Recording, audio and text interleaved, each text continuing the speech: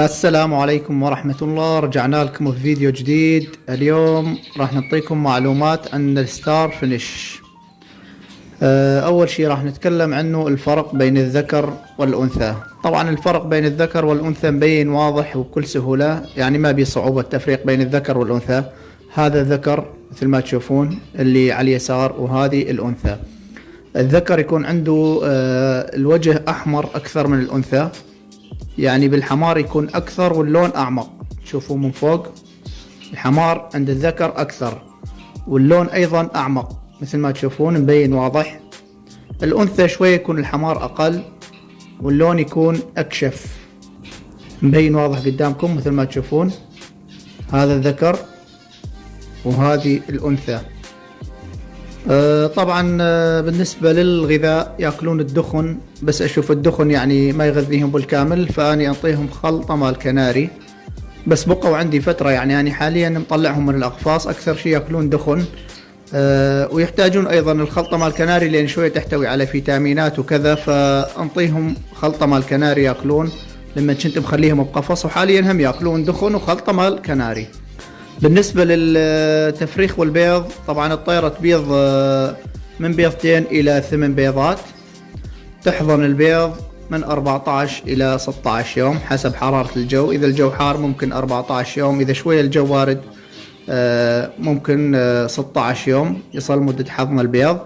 وبعد الفقس الأفراخ بعمر 40 يوم ينفطمون، يعني إذا تريد تعزل الأفراخ عن أهاليهم تعزلهم بعد عمر 40 يوم، من يصير عمرهم 40 يوم تعزلهم.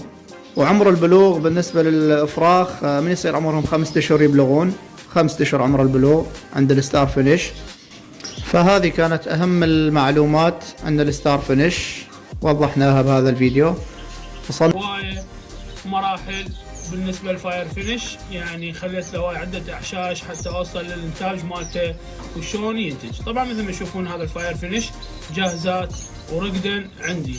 طبعا أنا قريب كلش عليهن من خلال تصويري، والحمد لله طيور راقدة. وهاي الطيارة وهذا الفحل اللي يصير لونه كله أحمر مثل ما تشوفون. طيور الحمد لله صفيتها ورتبتها حتى أوصل وياها بالإنتاج. طبعا اوضح شيء، طبعا اهم شيء يكون انت من تشتري لك صنف من الاصناف تكون تاخذ لك اكثر من زوج حتى تقدر توصل ويا زوج او زوجين او 3 حتى تقدر توصل، لان ما اعتقد انت من زوج واحد راح تقدر توصل لهاي المرحله. يعني الحمد لله هسه بلشن لما العش وعلى وشك بياض ان شاء الله. مثل ما تشوفون الطياره والفحل شلون خايفات على بيتهن الجديد. طبعا انا حاولت وياهن بالبيت الخوص والبلاستيك والخشب، كل البيوت حتى بالهدد حاولت وياهن، بس الحمد لله وصلت مرحلة انه هذا الزوج بلش يزوج وبلش راح ينتج ان شاء الله. وان شاء الله بس ينتج هم راح اصور لكم شلون يكون انتاجه وشلون تكون افراخه حلوه. طبعا هو هم من الاصناف الناعمه بالفينيشات مو الخشنه مثل ما تشوفون. طبعا الطيره هم بيها كلش حلوه، جمالها حلو، والفحل بعد احلى اذا كان جاي الموسم ماله وتصفاه.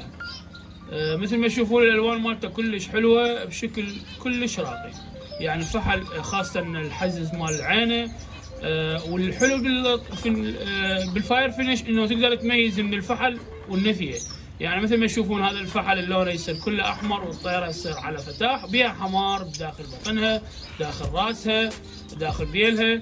بس بالنسبه للفحل لا، يصير حماره اطوخ من الطيره بهوايه، فنقدر نفرق بين الطيره والفحل. وان شاء الله راح يبلشون هم بالانتاج ان شاء الله. تحياتي وياكم حسين انجل، بعد السلامه.